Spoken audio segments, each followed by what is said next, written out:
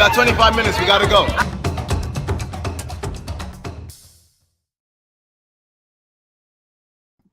Hey, everyone.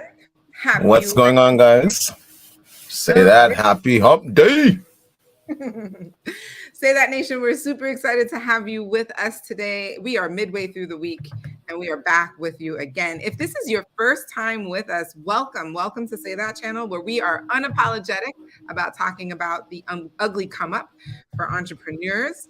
And we really love engaging in conversation to get us to start thinking and talking about different ideas that are important for all areas of life. And today is another day where we are going to get into another hot topic that I'm really excited for us to talk about. Absolutely. And guys, if you've been following along with us for this new season, something that we've been having a lot of fun doing is sharing content from other entrepreneurs, other thought leaders in the different industries, and commenting, sharing our opinions, kind of joining their conversation. And so today we're going to be getting into a little bit of that, so we can dive into today's question and then we'll get to the video. But Janelle first. So some people have been commenting when I go to networking events that they're like, oh man, they love my lip gloss. So I just want to give a huge shout out to my cousin. She actually made a lip gloss called Gloss Hood. I love it. It keeps your lips moist. It actually tastes really nice too, just in case you happen to lick it, unlike the other stuff where it kind of tastes like you just licked plastic. But it's a combination of lip balm and lip gloss together. I love it. I put the Gloss Hood, so you can go get a copy. Go get one yourself. It's in the description, so you can go grab one. Sienna, I love you. Thank you for making this. This is cool. Awesome. Also, guys, make sure you go copy yours and let us know if you do. Drop a comment or send us an email, or actually hit us up on IG if you end up buying one, and we'll shout you out on social media. All right. Yeah. So let's dive into today's question, guys. Drum roll, please. All right, guys. So today's question is a topic. Is the explanation for the gender pay gap wrong? Yeah. All right. So first, let's start off with our thoughts before we get into the thought leaders who also talk about this. Absolutely. I was thinking about this, and it exists in many of the health industry fields that I'm in. So I am, for those of you who don't know, I have been trained to be a genetic counselor. I have my master's in human genetics. And so I have seen the profession of genetic counseling be very predominantly women, white women, if I'm even being more specific. And so there have been studies that show men who are genetic counselors get paid more money than the women who are the predominant, like for real, just so you know, it's like 90% women. Okay, just so it's very clear. So the men, the 10% of the people who make up the profession of genetic counseling get paid more than women do, right out the box, right out of, graduating from their graduate program all the way through, no matter the experience. So I have seen it in my personal life.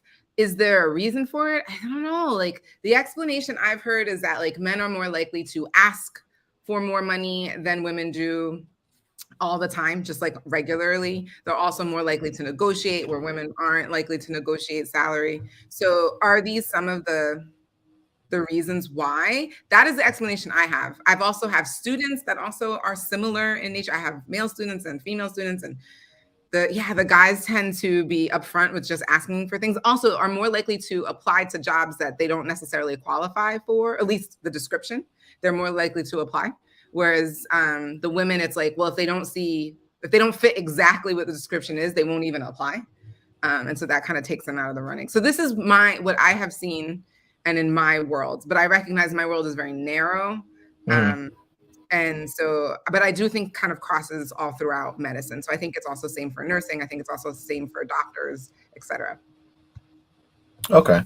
And for me, what first stood out to me is I have always, I've only had the opportunity to work commission paid job. And so the pay was equal based on the work you put out. Your percentages were, regardless of whether you were a man or a woman.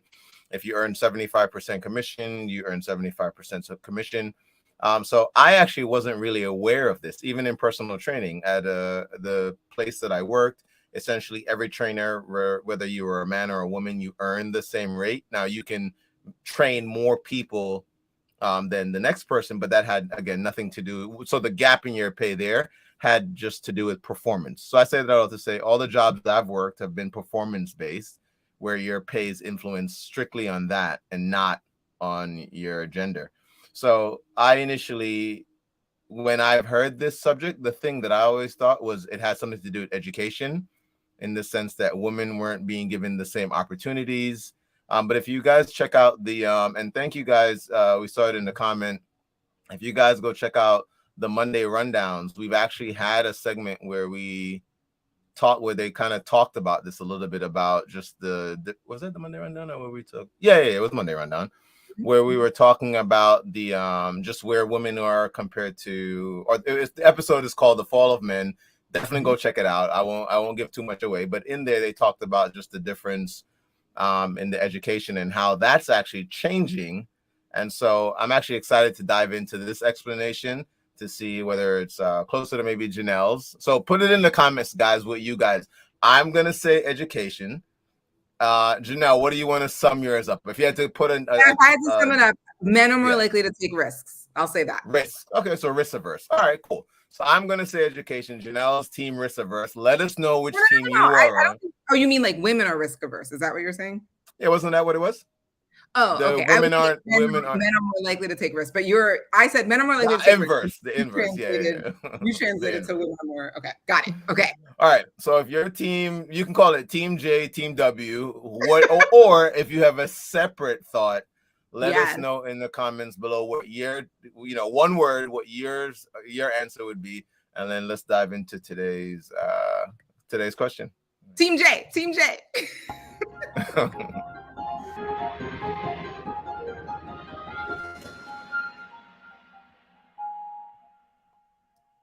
The gender pay gap is, simply put, the gap in pay levels of the median man and the median woman.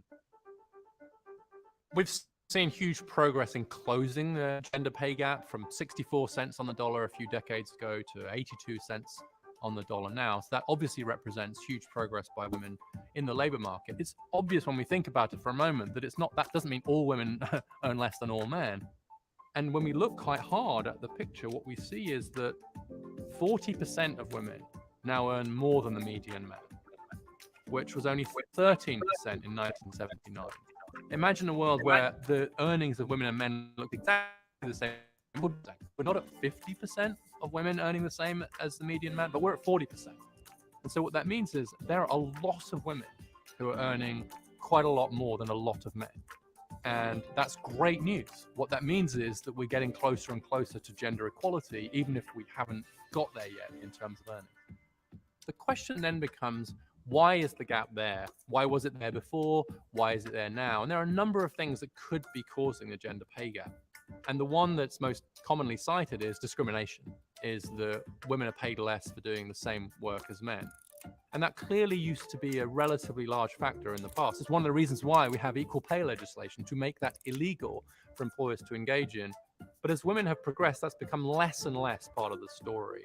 A much bigger part of the story has become two really big factors. One, that women are tending to be in occupations that are lower paid. So there's differences in occupation, which we have to understand. The really big one is differences in child rearing and childcare.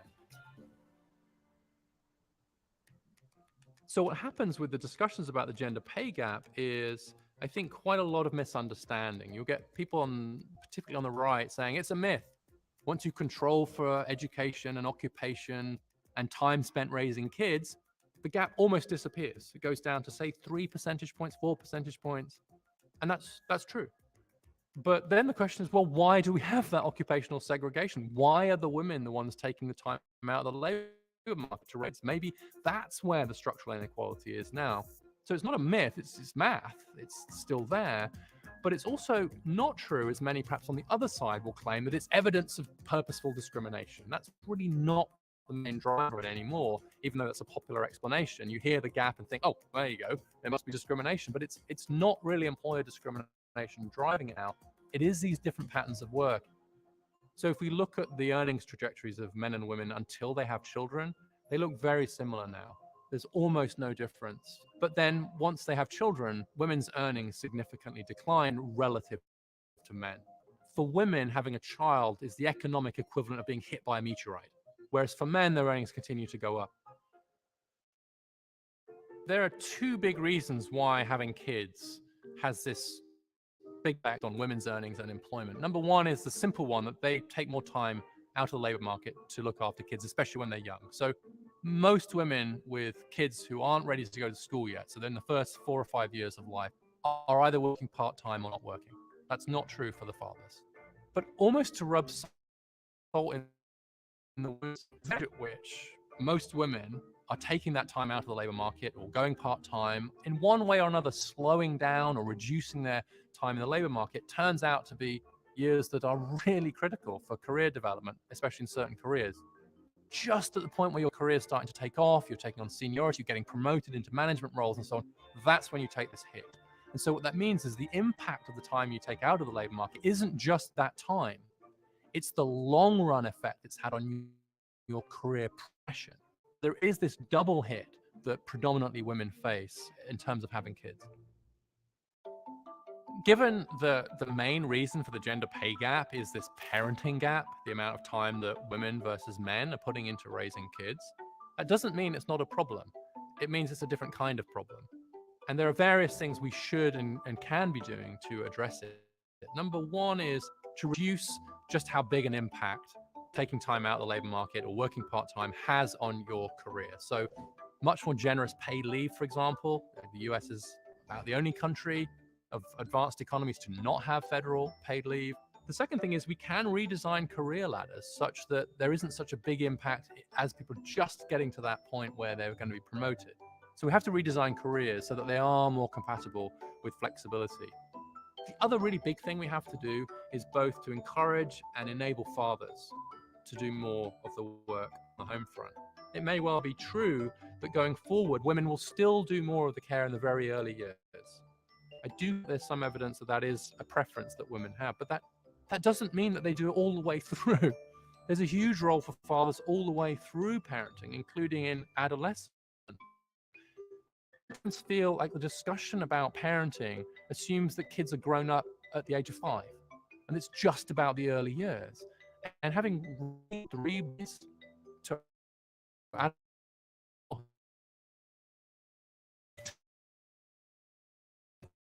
those dads to share more equally the tasks around parenting over that longer time frame is hugely important. And that's why if we do have leave policies, they should be available to men equally as to women, and they should be available at any time in a child's life and not just in the early years, because it's a marathon, not a sprint. And I think we can ask fathers to do much more without necessarily saying they have to do it right at the beginning. The good news about the gender pay gap is that it has been shrinking over the last few decades. We have seen women really making good progress to men. The bad news is that we're now at a point where some of the structural obstacles to continued progress have become much clearer. And in particular, the different ways in which forming families and raising kids bears on women's economic progress compared to men. So we've gotten a long way, but we've also revealed now some really deep problems, which are about the very ways in which work and family go together, or in some cases, frankly, don't go together very well, and how that is mostly affecting women. So that means that to make more progress, we're going to have to work a lot harder.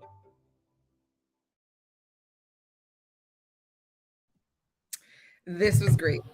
That was not what I was expecting. Oh, really? I was like, actually, this is like right with what he was saying. It kind of like takes it to the next step from the fall of man with that, when we did that one for the rundown. And it's the same expert in the fall of man. I think it's so true that he said when a woman has a child, it's a meteorite. Her financial.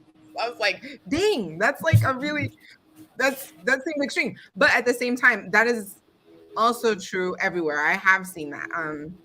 And I think it brings into light what does it mean to have a family while also working. There have been countless that show how important it is to have mom, if not dad, and preferably both parents in those early stages of child development. Like, it's so important, which is why Europe and so many other countries have figured out how to do paid family leave. So it's mom and dad get to take time to spend with their children. So it's really important to a child's development. And I just feel like it's like the human thing to do. Whereas here in this country, we're built on this, you know, industrialized way, like, gotta make them factory workers, gotta make them, you know what I mean? Like, it's kind of dehumanized how we have families, and therefore how a lot of times work and family doesn't make sense. I had a conversation, so Brittany's on here. Shout out to Brittany, because Brittany remembers this. I called her one day randomly at like 3 o'clock in the afternoon when I had a day off from work, and I walked past this elementary school, and the kids were getting out of school at like 2:45, 3 o'clock in the afternoon. And I was like, who's picking these children up? Like, most people are at work. Like, how does that work? And she was like, it doesn't. It doesn't work. That's why there's after school programs. And like, if there's a parent, they're an entrepreneur, right? Like, they have the typical work schedule, so that way they can, you know, come there and be there for their child to pick them up. So honestly, I think this just puts attention on the fact that the way most jobs work don't work to set up raising your children. Like, I think that's probably the biggest confirmation watching this video. Yeah. Okay. So even with that, though, the part that didn't quite maybe translate to me is why that still allows for such a huge gap beyond the time he's referring to.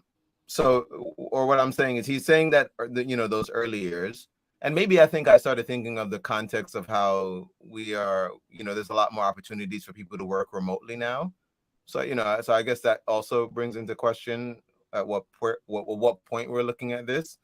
Because if you can work from home, I figured even with having a child, and if you have the opportunity to work from home, you know, it affords you the opportunity to be there to, you know, if you're on a meeting and yet you still got to jump over to do something, it's still obviously a lot different than if you're in the office having to not be anywhere close to your child at all, right? And I guess that also makes me think of like entrepreneurs, people who have their own businesses so they can have their kids with them and things like that. But if we're looking at a broad scope of people who are just like in jobs like yours, you know, where you have to be in a place at a time, it was just weird. I don't know why it creates such a huge, not being there wouldn't allow for someone to earn. Can I address that? Yeah, of course. So what happens is that the woman's on her trajectory, right? With experience, and she's doing all the things, right? And then just when she's about to like be like, all right, I've gained this experience and stuff, and the people around her acknowledge that and would give her, you know, a new position, she'd get more money, all these other things, all of a sudden she has a baby. So she has a baby, she's potentially outside of the workforce, not working. So then when she goes back, again, not like Europe and several parts of Asia, she doesn't go back to the position that she had. She lost it. Now she has to re-enter the work world, like almost from scratch. And it's like, well, what were you doing during that 6 months, a year, 2 years, whatever? And you're competing against people who consistently have whatever experience. And so you're like, that's why I said it's a meteorite. It's just, you just kind of, what? But wait, isn't that why he have that like gap? It's just like, you just keep going. Because you don't have that gap in your resume to be like, well, where were you during this time compared to others? Oh. No, you can keep going. I'm okay. looking, because he mentioned something that I'm looking up. That I just want to confirm for myself. Some of the other stuff. So I want to identify, I want to acknowledge you guys. We've got a Team J. Thank you for that. The men are more of the risk takers. I've seen it, so I get it. Brittany also says that statistically women are the most educated people on the planet. However, I feel like women have to operate in the masculine a lot. So yeah, having to act in their masculine, meaning like they have to be present, they have to be focused, they have to like look at goals, they have to get things done. Oh, okay, that's what I was asking. Okay, so can I jump back in? Oh, sorry. Sure. Sorry, I just want to finish that off. So she says that go. in between. That's what we've got for the team. And then we have some other comments as well. But if you wanted to say what you want to say, and then we'll bring up the comments. Okay, please. All right. So then the part that came up, and he mentioned this, was there is the Family and Medical Leave Act, right, which prevents a woman from being terminated while she's having to take off for being for having a child. Okay, let's be clear. In Europe and in Asia, that leave time is anywhere from 10 months to a year, sometimes 2 years. In the United States, that Medical Leave Act, where she can come back and get her job, is like maybe 2 weeks, maybe. And she has to take time from like disability and like vacation time and all this other stuff to extend what people think of as maternity leave. It's not like a month, 3 months like you get in other parts of the world. No, that's the point I'm trying to. So why would taking 2 weeks off keep you from getting a pay raise? I understand what you're saying. I'm trying to understand. Earlier, the point seems to be women are out of the marketplace and therefore they've fallen behind. And that's what I never understood. I didn't see it as women are taken out of the workforce for a long period of time. I always understood it as there is not much in the terms of support for people to go off and build families. You are expected to have the child and get right back to work. So why would there be a gap if women aren't working less? Now, if you're saying a woman takes herself out of the workforce to go raise a child and then is trying to get back in, that's not what I understood this pay gap thing to mean. I understood it as I'm in the workforce. I'm also working along other men, and somehow they earn more for their position compared to what I earn in the same field and position. So that's why this explanation of child parent, I'm sorry, the name, he came up with a name for it, but the whole idea of wanting to be a parent or being a parent creates a gap. I'm still just not getting it, because I don't see a woman having to take off months. And so why would she not continue on the trajectory if she's out for 2 weeks? Like if she was sick for 2 weeks, or out for 3 weeks, like if she was sick with something for 3 weeks, how does that cause you to not earn the same amount or be on the same trajectory? Well, I'm going to insert something that he didn't talk about that. So he didn't mention it. So this is going to require other people to, if you have statistics on this, please post it in the comments if you do. But I think there is a bias by employers that like once someone is like a woman, let's be specific, once a woman is like has a child, could have a child, or could possibly have more children or what have you, I think there's a slight bias in her productivity. And I'm not saying that it's wrong, but it's this idea that like she won't be as productive as a man because she's got to leave at 4 or 5 or whatever the time is in order to go pick up the kids. She won't necessarily be fully focused because like she's worrying about all the stuff going on at home. He did not talk. I don't want to say he said this. I'm not saying that he said this. I have seen other things. I don't have it to pull up and I can't refer to it right now. Be like, see, and here it proves that this, and this. But I have a feeling that is a part of what occurs for a woman once she gets to that point where she's like raising a family. I think something happens in that. How is her productivity viewed, and why she may not be considered as valued a worker here because of this. So here's again where there's a little, and guys, please understand, I'm not saying that this isn't obviously a very real thing. And Janelle, like Janelle says, I know that there's statistics that clearly show that this is real. It is, and this is why the question came up. It's because I still don't get this. You know, maybe not understanding it doesn't make it, again, not a real thing. But here's what I mean by that. What you just suggested would mean that every woman that comes into my firm that doesn't have a child or a company should essentially be earning less as a whole, because as a owner or of a business, I don't know who is going to get pregnant nor when she will get pregnant. So again, it seems weird to me, because then it would mean that all my employees are earning the same for the same job that they're doing, and then somehow the man is going to continue, but the woman who is working less is now not having the ability to earn more where she should be able to, as long as she works the same hours. So it's like, it's weird to say that it's inherent that they assume this woman is going to need to take off more because she's going to desire raising a child, or there is a chance she could raise a child, and therefore somehow her pay has been less throughout, or will be less. I believe it has more to do with the when she has a child. So you won't necessarily see it when she doesn't. So like the young, and so they're going about their career, they're doing their thing. She has a child, and then it's like, okay, you know, So I would love for more people to talk about this. This has actually been found in other countries as well.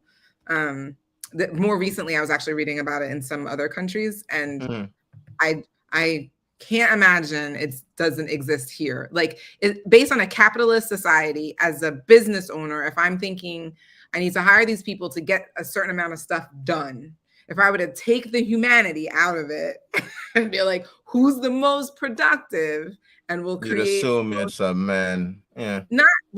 Just based on physicality, because this woman now has a child, she's gonna be less focused, less whatever. Now, from a human perspective, I'd be like, well, I kind of want her to, like, you know, take care of little humans who are gonna one day be, you know, take care of me when I'm an old person. These little kids are gonna be taking care of me. Like, you would want that, right? But that's, if I were to take all of the humanity out, that is, I think, where it comes from. And if you're a man and you can't empathize with what it must be like to be a woman who wants to do those things, then you might value continued work and continued productivity, because it doesn't occur to you, because, you know, you're a man, you don't physically have children. That's such a that part of this is so funny to me, because one thing you said that came up, well, two things. One, it almost seems like all owners of companies are men, which I know is obviously not the case. So it's like, I'm sure there's some women out there making these decisions as well. And then the other thing is that this almost seems like it implies that a guy wouldn't want to be home taking care of his kids as well. So, and I know he got into that a little bit, but it almost seems like that's assumed. Statistically speaking, you can understand this, that like culture and society doesn't necessarily promote that. It doesn't necessarily say like, yeah, go home and take care of the kids. Like, not that the man doesn't want to, but the way the system is built, it doesn't encourage that type of activity and behavior. And yes, there are women business owners, but it won't be the first time that somebody does something that's against their own self-interest. So that can happen, right? Because you're built in a culture and a society that respects that type of work ethic. And two, again, Winston, you are in the minority in how you want to be and how you want to be for your children and your family. That is not the experience, or the I guess I'll say the experience or how the system is set up for that. It's just not currently. Man, well, I love this because, again, this is something that this is new to me, and so obviously I love learning seeing different perspectives and learning other perspectives. So I appreciate this. If you guys are getting value out of this, or again, if you have other opinions, please drop it in the comments so that we can share that and continue this real conversation. Quick, I just do want to point out the two comments that were made. So I think his suggestion of having leave policies available at any time during child's life is a great idea. I agree. I actually think that'd be really cool. And historically, our country has not done a great job with equity as a whole. And I think it may be that we are seeing policies and systems that operate in a different lens than we are now. Yeah, agreed. I would say it as well. Yeah. And I think as the workspace changes, like I said, even something like working from home 3 years ago, that was something that the world couldn't even see, or maybe I should say America couldn't see happening on such a large scale. And thanks, or in lieu to the pandemic, we've obviously had the chance to, create systems that allow for a lot of people to be. So again, I wonder if they re-looked at the numbers from the year after the pandemic, if they're going to see a huge change in maybe the pay gap if women are starting to earn. I think time will tell. I mean, and he said it. Women are starting to earn more. That he didn't deny that. Yeah. He was like, it looks like it's evening out. But I think it's too soon. for us to be able to to stay back and look at it. Yeah, that makes sense. Yeah. Yeah. We So, gotta look but I think we will. at I when think we this will even have started that checking it. information. Maybe in like 5 years, we'll probably have really good data. All right. All right, everyone. This has been a fantastic. Thank you all has. for being on live. And if you're watching the recording, thank you for your comments in advance. And until we see you guys, make sure you guys go check out the Monday rundowns. We've been having a lot of fun with those. But until then, we'll see you guys next week. And So, as always, remember, you deserve the good life. the good life. Say that. We'll see you guys soon.